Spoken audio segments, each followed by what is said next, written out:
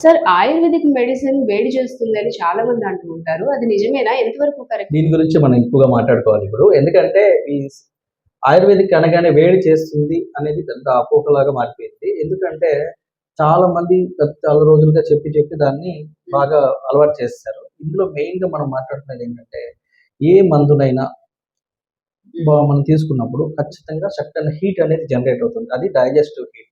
Okay. ఓకేనా? And రెండోదొచ్చేసరికి ఇందులో మెయిన్‌గా ఏ మెడిసిన్ అయినా తయారు చేసినప్పుడు అంటే ఆయుర్వేదిక్ మందులు లేదా సిద్ధ వైద్యంలోని మందులు మనం తయారు చేసినప్పుడు దానికి అనుపానం చేర్చి మందుని తయారు చేస్తాం. అందువలన వేడి చేయడం అనేది దాదాపుగా జరగదు. అలాగే మనం పల్స్ చూస్తాం కాబట్టి ఎప్పుడైతే పల్స్ చూస్తున్నామో ఆ శరీరానికి వేడికి రిలేటెడ్‌గా మందులు ఇవ్వాలా, ఎలా ఇవ్వాలనేది మనం చెక్ చేసుకొని మందులు ఇస్తాం కాబట్టి అది ఇంకా కొంచెం బెటర్‌గా మనం ఇవ్వగలుగుతాం. ఓకే.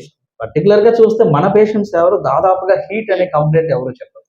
అసలు నిదానంగా తగ్గుతాయండి మీ మందులని చెప్తారు తప్ప ఆళ్ళకి కొంచెం ఆ అలోపతి పెయిన్ కిల్లర్స్ అవి అలవాటైపోయి మనకి ఇవి లేదు నిదానంగా తగ్గుతాయని చెప్పడం ఉన్నది తప్ప, ఇలాంటి వేడి చేస్తుందన్న కంప్లెయింట్స్ మన క్లినిక్‌లో అయితే చాలా తక్కువ. ఇంకొకటి ఏంటంటే అమ్మా, ఇప్పుడు మే, సమ్మర్ ఇలాంటి టైంలో ఖచ్చితంగా మనం మామూలుగా మెడిసిన్ వేసుకున్నా వేసుకోకపోయినా హీట్ అనేది జనరేట్ అవుతుంది.